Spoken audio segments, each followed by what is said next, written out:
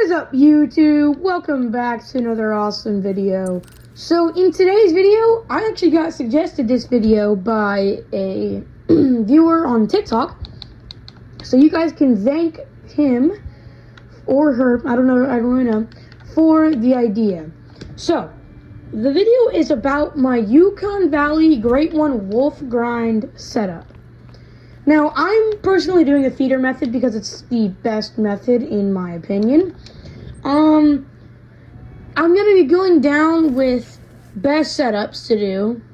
I'm not going to do herd management because it's a feeder grind per usual, and no one really does feeder. No one does herd management on feeder grinds.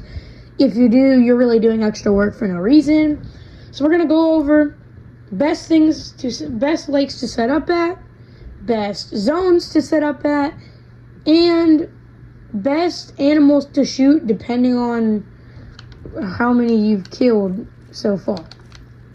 Now, what I mean by best animals depending to shoot, I'm not talking about herd management. It's a little bit like herd management, but it makes it so you get more diamonds. It's not herd management because you're not going to exterior zones. Well, it's slight herd management. You are managing your main zones where you shoot like fives. You shoot basically everything. I'm just going to tell you that right now. You shoot basically everything. I'm making it complicated for no reason. I've got to chill out on these. So, without further ado, I'm going to start talking about the best lakes to set up at, best zones to set up at. This grind, my opinion, easier than Askia Ridge Mule Deer grind. I'm not going to lie. Probably my favorite grind too. I've already gotten my Great One Hollow, 562 kills like I just said. But yeah, let's go ahead and get straight into talking about this grind.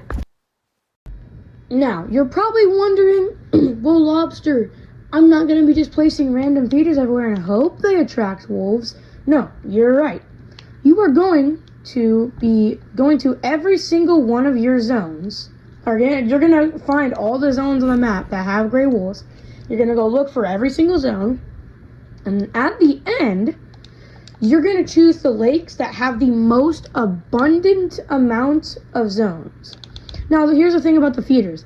They attract every single species of animals from that. Like, if they have a zone there, it'll attract every single, like, species that can attract from that, like, feeder from 400 meters away if they usually walk there, if they have a zone there. So, yeah. It's really good, and I just whiffed all those shots, so I'm not even going to have to go over there. But you want to find all your zones, and preferably, if you look at my setup, I have a lake that has, I have a couple lakes. No, I only have one lake that has one zone, but that's because that lake is so good, because it's usually pretty open. So what I'm doing is I go to every lake, like this one. This one has two gray wolf zones at it, and it'll attract all the gray wolves to this feeder at each zone. And it's so much better doing the feeder method in my opinion because you're not hunting at nighttime. Hunting at nighttime usually has some like deformities a little bit. I'm pretty sure that's the word I'm looking for, or downsides I mean. But really, hunting during the daytime is the best. And what just happened? No, what just... I'm so, like... My gun just pulled the Mbappe special. Okay. Alright, well, we know that we're not going to get those done again.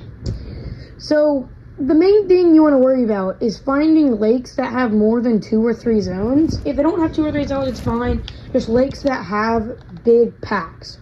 If you don't have lakes that have big packs, then this grind's going to be taking too long. Like me right now, I'm going to look at my map in just a second. I only have 5 feeders set up, and I already have my Great One Wolf.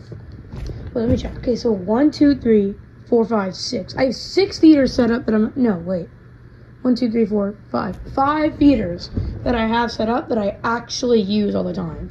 And it is this lake up here, which has so many Gray Wolf zones. Like, literally so many. All these, no, not these, but almost all of these are Great Wolf zones. So good. This lake's perfect. This lake's perfect. This lake's perfect in my opinion. So is this one, and so is this one down here. Only has 1 Great Wolf drink zone, but it's fine because it's perfect. It helps so much with the grind. You just want to have zones that have a good amount of animals at them. Is there even a male here? They not come here yet? They didn't come here yet. So you're about to witness probably my biggest zone in general. My biggest zone is this zone right here. It is huge. Like, I mean, huge. I probably miss out on at least one diamond because sometimes they're all packed up in one group and I can't see them. So I miss out on a diamond until the next rotation, until I shoot them and they don't respawn yet. You're about to see how big this zone can get. This zone, it gets bigger than this, trust me, but I mean, it's pretty big already. So yeah. Okay, let's go to the next part of this, talking about this grind.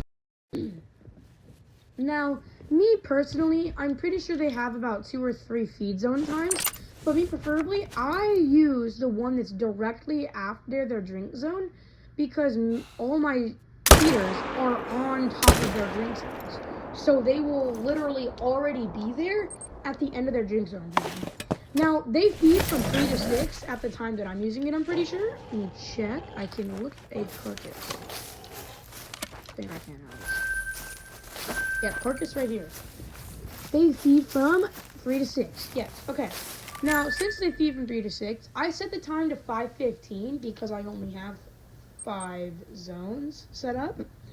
And it works perfectly almost all the time. Like, I'm rarely ever needing to reset the time with this because you don't need 8 zones. You really only need 5 feeders to use because how frequently you can get lakes that have more than 2 zones.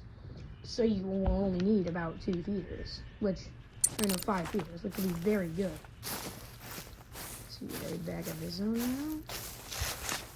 Yep, there's a 6 right there. And I get, I kind of want to get 9 legend in this video. If I get a great one or a 9 legendary during this video, then that'll be pretty good. Now, another thing you're going to want to worry about is if you don't have a phone, or if you have a phone, look up what the fur types are for the rares. Because, do you want to know something? I thought that red-brown was a gray before I started my grind. And I had a red-brown initial spawn on my map. And I did not know it was a red-brown, and I did not know it was a rare. I shot it with my 300. It would have been a diamond. Yeah, I had a super rare on my map, and I did not know.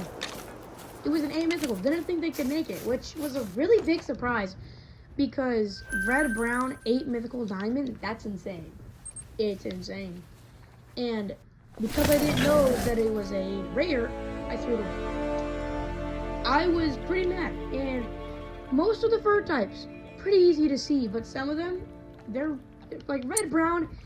If it's like these kind of areas a little bit, like where it's more dark, you can like sort of see it, but not as much as like that one area that I just showed you with all those big zones, because there's so much like non-shade, there's so much light blinding on it.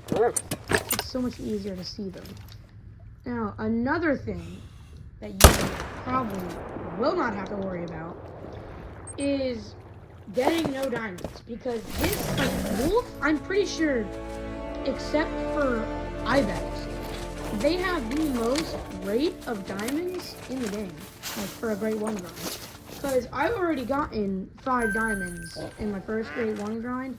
Pretty sure it was about every 120 maybe, I think, because I wasn't herb managed, but I wasn't not herb managed, so I got pretty good diamonds. Now, also, another thing you're going to want to worry about is your gun choice. Now, gun choice matters a lot. Because I'm using the 300 to shoot non-trophies, and then I use the Atlas Precision Shot 2506. It has really good accuracy, really good penetration. And it also covers Wolf Class, so obviously, it takes down the trophies pretty good. And mainly, I recommend the 300 Magnum and the Precision Shot because they are such a perfect combo. They do it well all the time. 300 usually drops them perfectly if you hit them in the chest, hit them in the lung. So now that we're back talking about this light herd management, with not really herd management, but if you guys can call it herd management if you want to. So what I do usually, if I'm getting pretty bad respawns like 5s and 4s, which 4s barely ever spawn. It's super rare. It's not rare, but it's unlikely for a 4 male to spawn. Which I've had a couple spawn, and what I usually do is I shoot all the 4s and 5s that are at my zones, shoot every single one of them until they come back as at least a 6. Whenever they come back as at least a 6, that's when I know that they're probably not going to respawn as another 5 or a 4. So what I do is I shoot all these 7s and above at my zones to make sure that I have more chances of them getting like a mythical or 9 legendary or 7. And then after I shoot all these 7s and aboves, then I shoot the 6s because I'm pretty sure the way it works, the more you shoot of a level of an animal, the higher chance it is for it to become a higher level animal. Which is exactly what happened with my diamonds. Because you want to know what happened after I got a diamond? That diamond turned into a grade 1. It spawned, I shot 2 diamonds in a row, and then the second diamond that I shot, after it respawned as a grade 1. It was probably the best thing that happened to me during that moment, because I was wondering why I was getting such little respawns. I was getting 5s. I was just getting straight 5s. But right here, pretty insane. I already have 2 5s that are not killed yet. Potentially, I was going to show you how to do. Okay, here's what I do. I do this. Oh shit, wait. Okay, shoot it. And then just instantly teleport over there because I know they're going to be. Now, with this light herb management thing, this is not needed for the grind, but I encourage you to do it because it's not really herb. It's like a cheat code, but not cheat code. It's insanely easy to do. I honestly love doing it all the time because I get more diamonds and I have potential to get more super rares. And this grade 1 grind, it's the easiest thing to do. I love it so much. I'm already, I think, at least 75 kills back into my second grind for Wolf after my first grade 1, which was the Hollow earlier, like I said. And it's very easy. Like, I know I keep repeating myself on how easy it is, but it is so easy. Like, genuinely so easy. I love this grind so much because of how simplistic it is. I'm pretty sure that's the word. Pretty sure it's the word. It's so easy, bro. Honestly, I love this game. Love this grind more. I love this grind more than the game. I'm not gonna lie. I really do. I find it more fun. And after this video, about he said it with my Jaguar, which I took down because I got my first grade 1 Jaguar and only 15 kills without a grind. Didn't even have a grind set. And just walking along the coast, shooting them. I didn't even have any tents or tripods, and I just found it. 15 kills in. I think I have the video on my YouTube and my TikTok. So yeah.